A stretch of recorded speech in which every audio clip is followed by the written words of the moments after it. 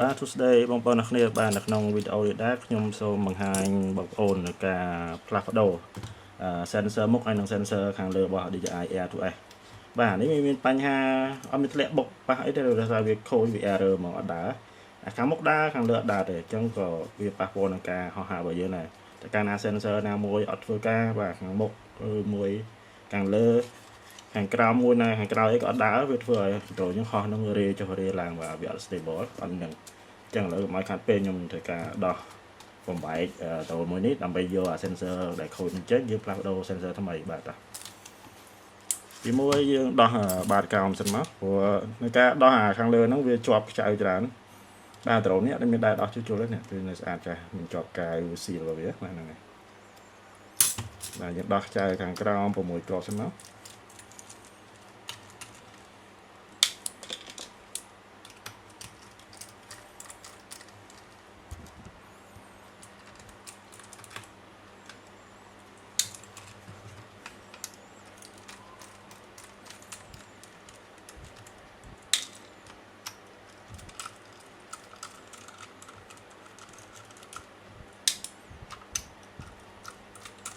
បាទបងប្អូន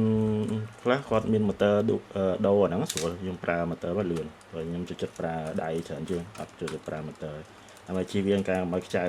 មួលខ្ចៅហ្នឹងមកវាធុអីចឹងបាទហ្នឹងហើយដោះបាតវាមកអូខេដោះស្ទះនេះចេញ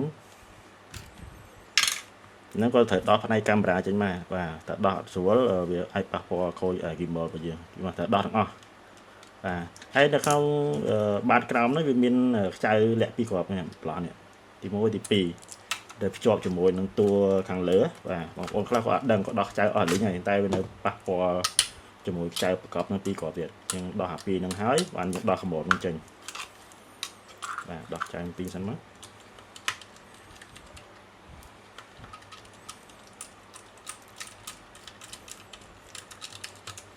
គាត់ដោះចៅអស់លេងហើយនៅសល់ពីរនឹងហើយដកចេញដល់កោះទៅបាក់បែកខូចសបល់តែមកយើងដោះចៅ gimbal នេះ6គ្រាប់ទៀតបាទ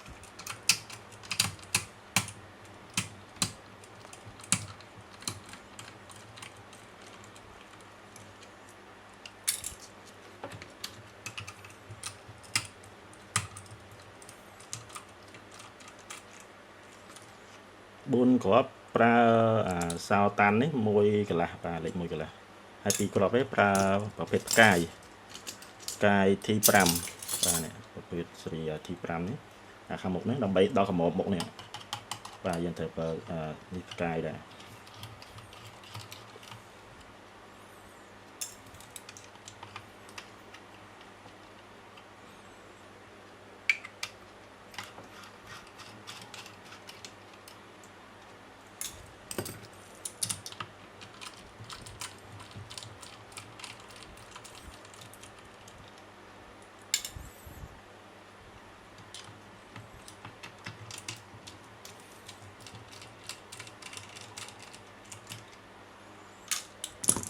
បាទបន្តមកយើងឆ្កឹះ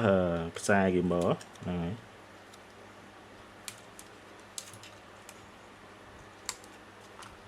ប្រើដៃក៏បានអីក៏បានណាបងប្អូនថាគិតថាមានសុវត្ថិភាពអីខ្វះមកក៏បានដែរ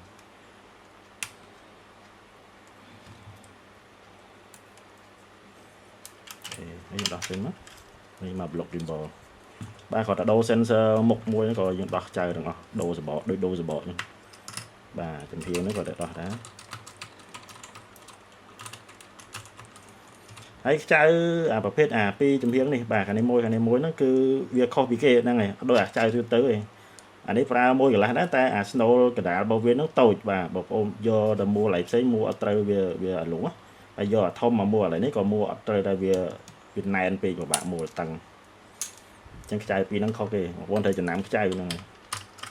កុំឲ្យតែមើលតែមានតែបន្លោះចេះតែមួលវាអាចប៉ះពាល់ជាមួយម៉ាស៊ីនរបស់យើងដែរបាទឲ្យឆ្កឹះបាទកម្របនេះនៅក្នុងមានខ្សែប្រកប2គ្រាប់ទៀតនេះខ្សែកម្របចំហៀងជាងស្មើហ្នឹងនេះខ្សែប្រកប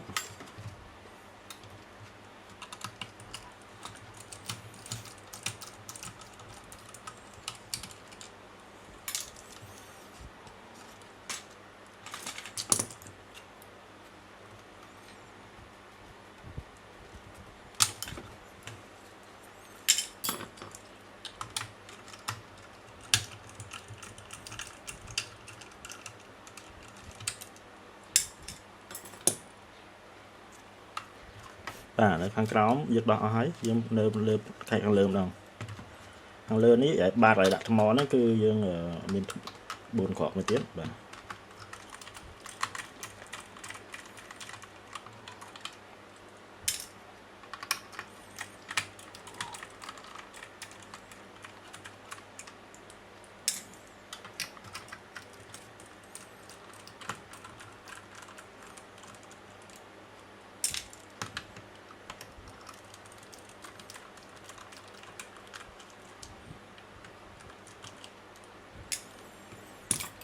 បាទឥឡូវយើងអស់ហើយរមើលខ្ចៅប្រកបបាទប្រកបទៀតឡើយណាអស់ខ្ចៅមូលហើយបាទឥឡូវមកមើលកន្លែងផ្នែកខាងមុខម្ដងបាទហ្នឹងហើយ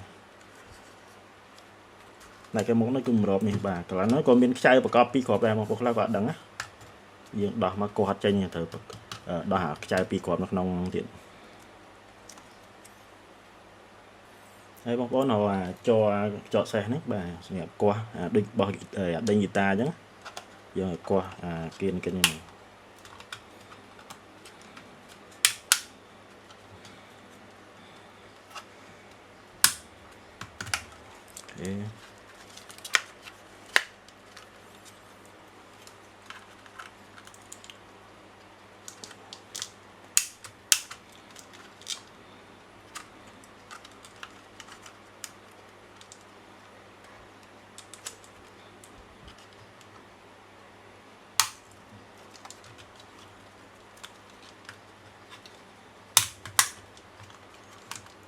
ចេញហើយព្រោះដោយសារតែកន្លែងជើងនេះវាមានប្រឡោះពីចាប់ខ្ចៅតែបងប្អូនអត់ដោះអាខ្ចៅពីនោះទេក៏អានេះក៏ចេញដែរចឹងត្រូវដោះអាខ្ចៅពីគ្រាប់ដែលជាប់នឹង gimbal ហ្នឹងខ្សែផ្កាយចឹងខ្សែប្រកបវាពីរទៀតមួយចេញពីរទៀតណា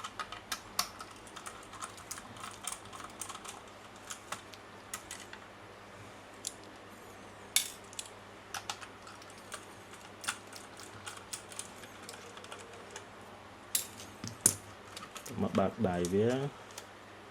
ទាញវាឡើងបន្តិចបាទហ្នឹងហើយបាទមកពិសេសបងប្អូនឡើយទុកតែនេះផងប្រយ័ត្នធម្មតាចណាយើងទីខ្លាំងពេកខ្លាចវាអាយ៉ាស់ឡើយនេះហ្នឹងហើយទាញទុកតិចមកពីអង្គវា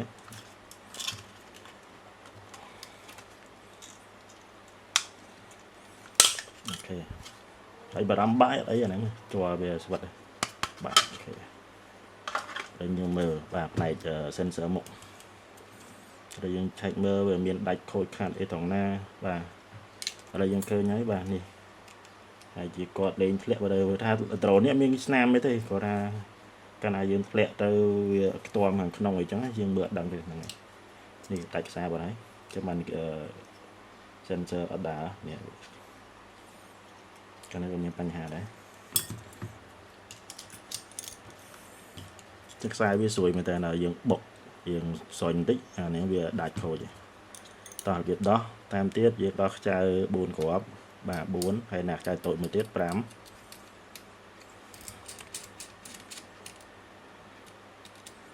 បាទខ្ចៅនេះតូចជាងគេ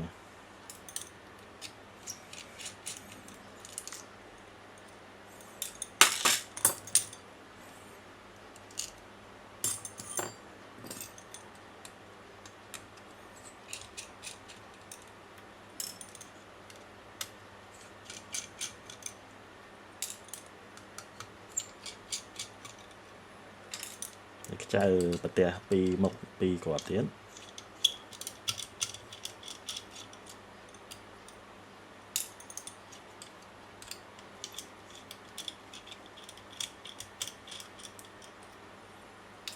បាទតោះមកយើងកោះអា snap GPS នឹងឡើងខ្សែវាកោះចេញណែយើងលើកទាំងដុំអូខេចេញមកហើយបន្តមកទៀតយើងកោះយកអាគ្នាបចេញវាដាច់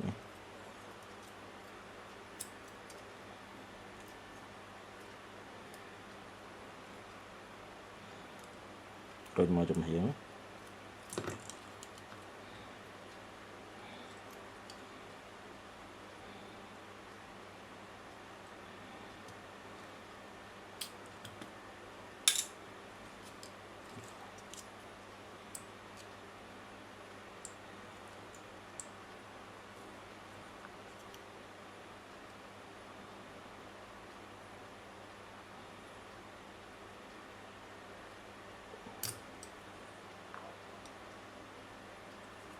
គេតើមកយើងដោះស្នាប់នេះចេញ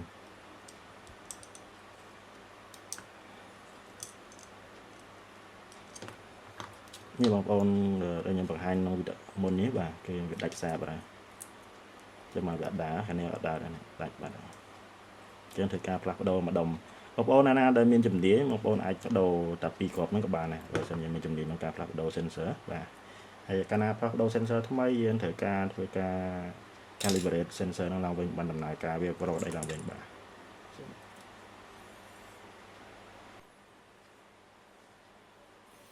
បាទឥឡូវយើងមាន sensor ថ្មីហើយបាទអានេះមកទឹកទេបាទយើងដោះពីម៉ាស៊ីនផ្សេងមកបងប្អូនមានថ្មីក៏បានថ្មីក៏បានបងប្អូនអ្នកខ្លះចាស់ចេះជួសជុលគាត់ជួសជុលបដូរគ្រាប់ sensor ហ្នឹងទៅនេះខ្ញុំបដូរក្នុងសំណុំបាទដើម្បីកុំឲ្យខាត់ពេលយូរឥឡូវយើងដាក់ថ្មីចូលបាទយើងត្រូវជាប់ចូលជាមួយបត GPS ចូលវិញហើយបងប្អូនឲ្យសម្អាតខ្លះមកបាទចូលដោះហើយយើងសម្អាតឲ្យបងប្អូនយើងខ្លះទៅនឹងមានដីផ្លុំឲ្យគាត់ឲ្យស្អាតថាត្រមមួយងាយដោះហើយបើពេលមានខូចខាតអីបានយើងធ្វើការដោះសម្អាតបាទហើយយើងដាក់នេះចូលបាទខាងខ្លីនេះខាងលើហើយវិញនេះដល់ខាងក្រោមបាទចាប់ខាងក្រោមមុនមក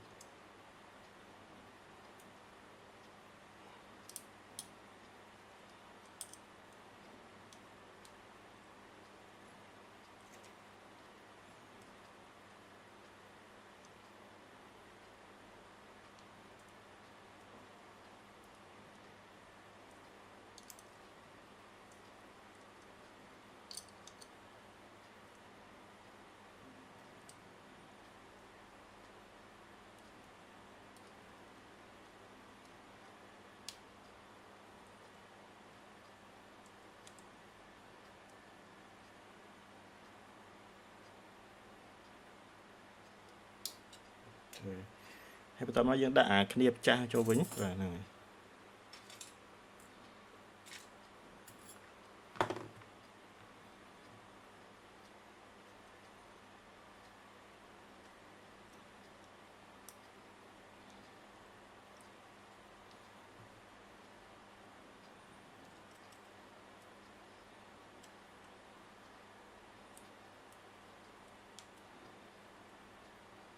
ហើយមកទៀតយើង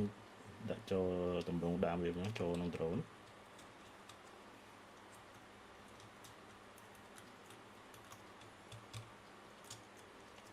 អូខេតោះមកយើងកត់ខ្សែខ្សែ GPS ខ្សែ data GPS ហើយនឹង sensor មុខបាទយើងចាក់ផ្សាយចូលវិញ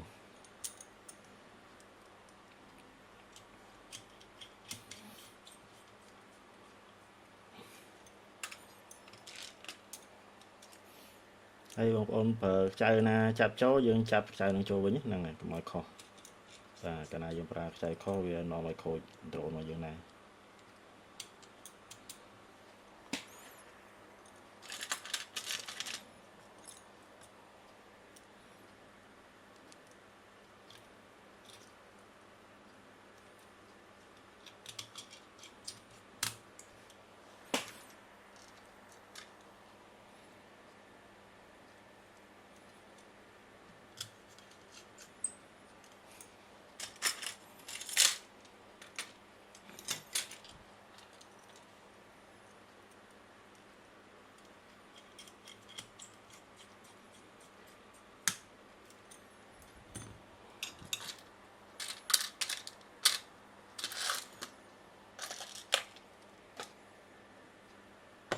ទៅគេវាជ្រុះចូល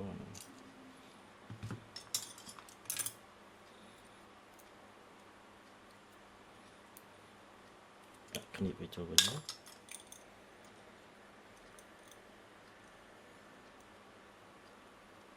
ពេលខ្ចៅតូច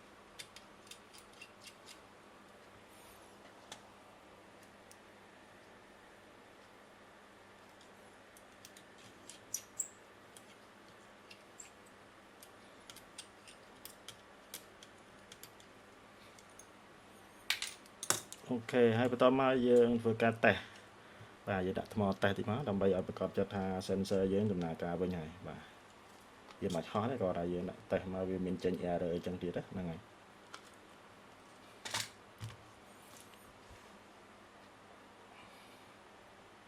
ខ្ញុំបើកដំណើរការវាមក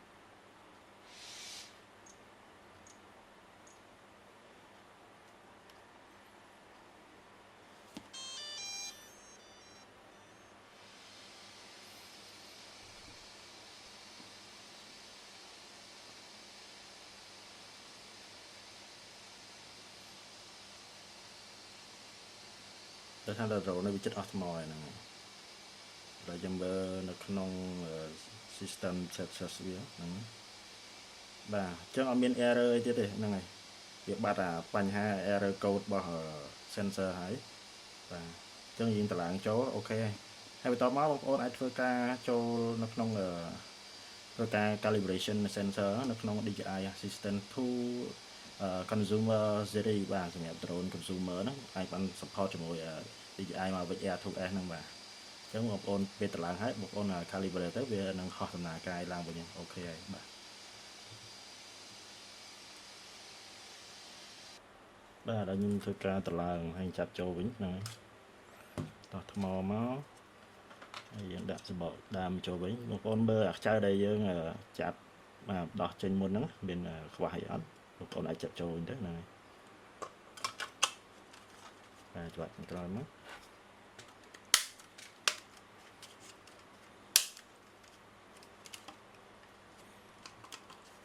បាទអូខេហើយបន្តមកយើងចាប់អាខ្ចៅមុខពីរនេះមុនគេ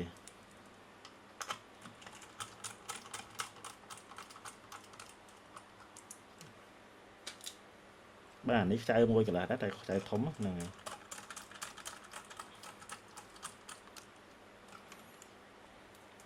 តមកទៀតយើងដាក់កម្របវាចូលកម្របមុខវានេះវាមានអារុន2នេះដល់ពេលយើងចាប់ចូលទៅវាមានប្រឡោះខ្ចៅនេះយើងឲ្យដល់ពេលយើងដាក់ gimbal យើងត្រូវចាប់ជាប់មកហ្នឹងណា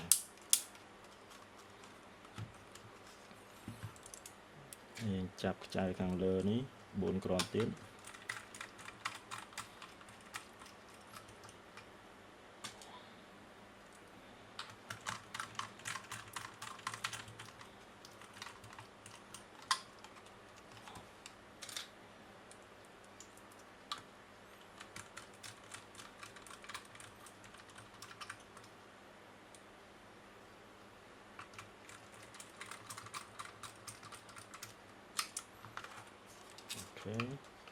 បន្ទាប់មកបងប្អូនអាចចាប់ខ្ចៅខាងក្រៅនេះកន្លែងខ្សែប្រកបនេះ2គ្រាប់ទៀតខាងក្រៅ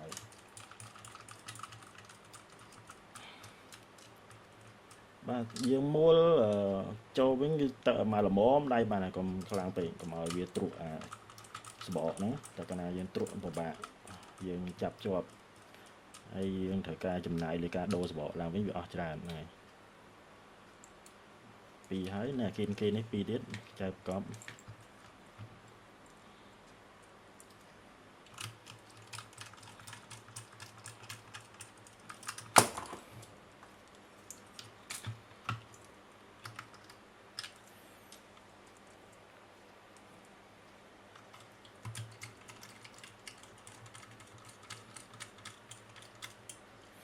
តើមកដាក់យើងដាក់កម្រប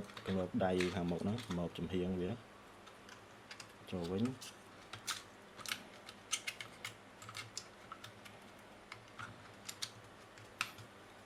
ហើយយើងរើខ្ចៅបាទខ្ចៅប្រភេទអានេះមួយកន្លះដែរនេះតែគាត់ថាបដូរវាតូចហ្នឹងហើយវាចាប់សងខាង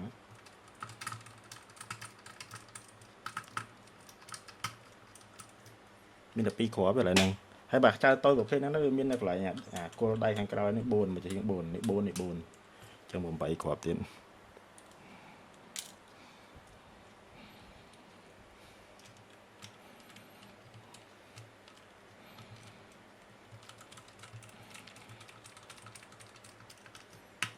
កាលណាយើងចាប់ខ្ចៅដើមចូលវិញតាមតម្រងស្តង់ដារដែលគេបានតម្លើងហ្នឹងវាធ្វើឲ្យសោភ័ណភាពដ្រូនរបស់យើងក៏វាស្រស់ស្អាតទៅតាមហ្នឹងដែរកាលណាយើងចាប់ខ្ចៅទៅពីប៉ុណ្ណឹងធ្វើឲ្យខូចសោភ័ណភាពដ្រូនហើយធ្វើឲ្យប៉ះពាល់ដល់គ្រឿង hardware របស់វាដែរហើយចាប់ gimbal ចូលចាប់ខ្សែ នេះខ្សែយក motor លើហ្នឹងចូលវិញមកហើយស្ទះខ្មៅការពារដីការពារខ្សែបាទហ្នឹងតបមកទៀតយើងដាក់ស្ទះអាលុយមីញ៉ូមការពារកម្ដៅហ្នឹងហើយចាប់ខ្ចៅ6គ្រាប់ទៀត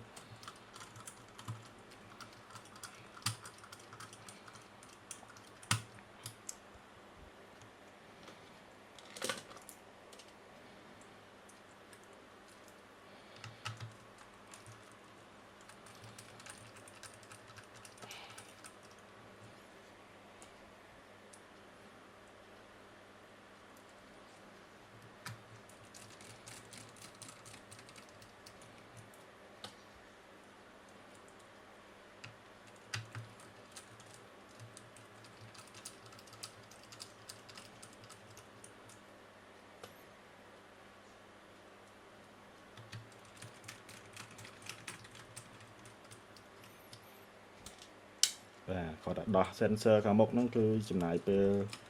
គាត់បានដែរបាទគឺយើងត្រូវដោះច្បកលើដោះ gimbal ចេញអស់បានយើងអាចយក sensor ហ្នឹងចេញបានហើយចំពោះខ្ចៅ gimbal យើងប្រើ6គ្រាប់ទៀតបាទ4គ្រាប់ខ្សែប្រភេទសោតាន់1កន្លះ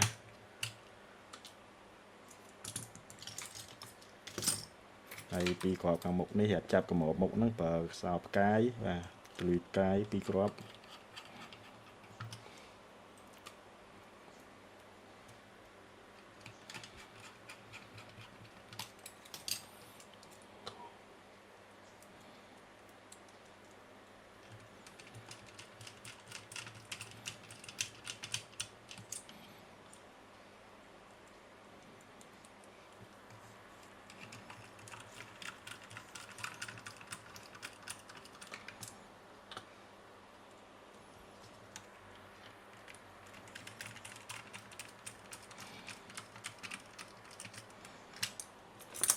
អូខេរួចរាល់ហើយបាទយើងចាប់ចកហើយ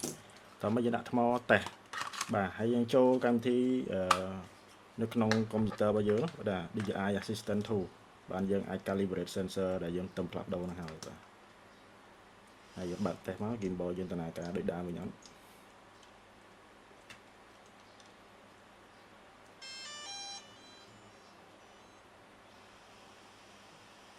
អូខេហើយតោះឥឡូវយើងធ្វើការ calibration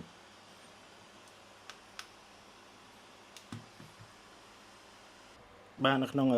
វគ្គនេះដែរយើងធ្វើការ calibration sensor ខាងមុខនិយាយរួមមកជុំ drone របស់ DJI Air 2S បាទយើងទៅផ្លាស់ប្ដូរ sensor មុនហ្នឹងហើយបាទហើយបងប្អូនបើកក្នុងកម្មវិធី DJI Assistant 2បាទ consumer drone series ហ្នឹងហើយយកហ្នឹងមកហើយបងប្អូនមើល version មកយក version ចុងក្រោយគេហើយយើង log in account email របស់យើងមកតបមកយើងធ្វើការដោតខ្សែ USB Type C ទៅចូល drone ហ្នឹងហើយបើក drone មក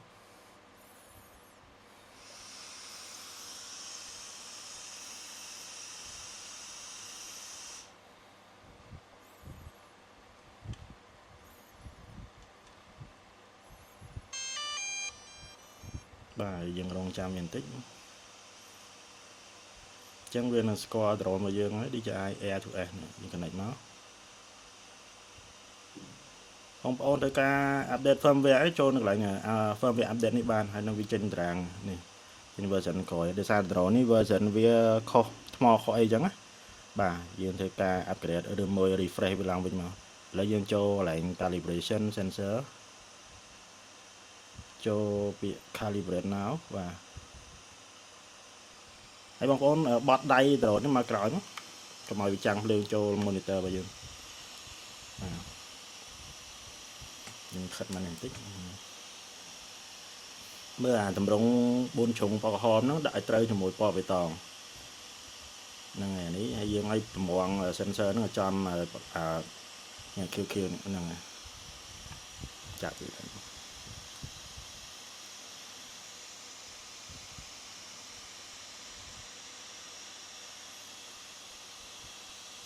ចឹងមកទិសយើងធ្វើ2ដងហ្នឹងហើយវាមាន sensor ចិត្ត sensor ឆ្ងាយអញ្ចឹង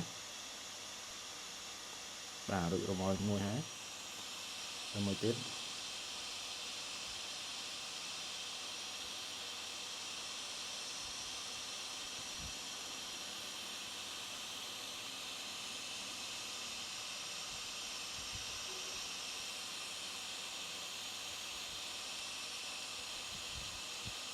ok mà thưa ăn cào mà đóng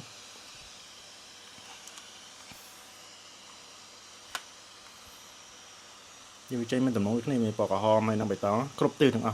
chứ bố đã chom cả hòm cho bài tó đã chom hay mất calibration tam từ mùi mùi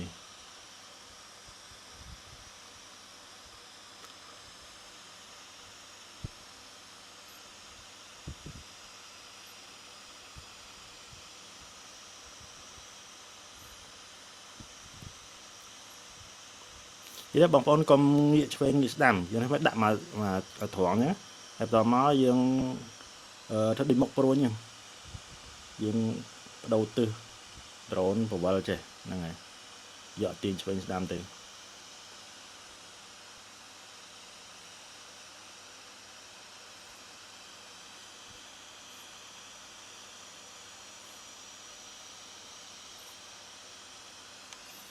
cho khăn còi mà nó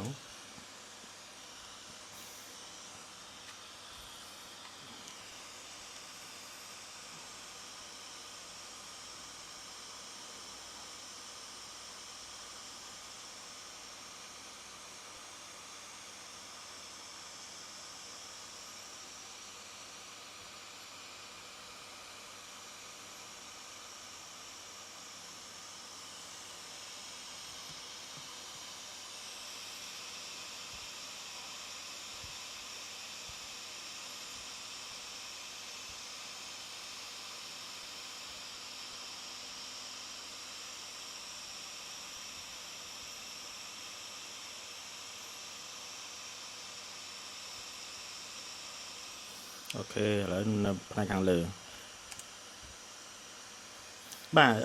chứng roll sensor đó là pe tầm này cái viên chân như video preview nó lại như thằng bà cái nào sensor do mình bành hai cứ trên bọc máy việc đài được trong video muốn nhưng bằng hai bọc ô này được việc về calibration sensor dương khơi tha sensor càng lớn nó đã đây trên bọc máy là dương plug đầu hỏi vì tầm này cái thông đa làm với trên video làm với nhé này rồi calibration càng lớn mà đồng chạp đầy mắt này chạp vậy đó từ mỗi đôi khi nào đã buồn chồng nó chột ném máu và tam buồn chồng tôi nó đại việt bằng hai máu nhưng và từ đông tin tam nữa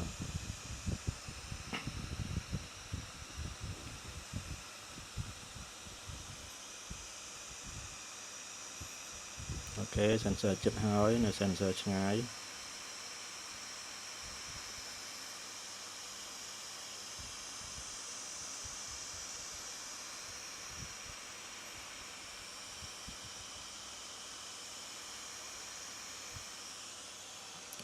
rồi